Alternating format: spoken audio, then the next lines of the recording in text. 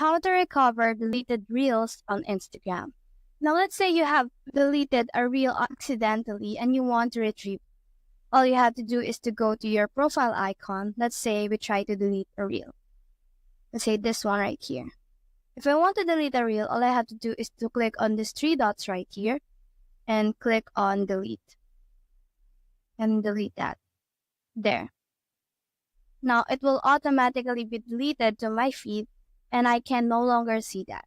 Now, in order for me to recover and to see the reel that I have deleted, all I have to do is to go to these three lines on the upper corner.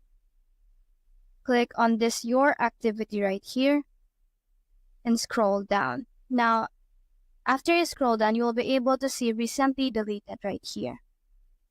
And it will show you every post, every reel, and every story that you have deleted for the past 30 days. Now, in order for me to find the reel that I have deleted, all I have to do is to go to this reel section right here and click on that reel.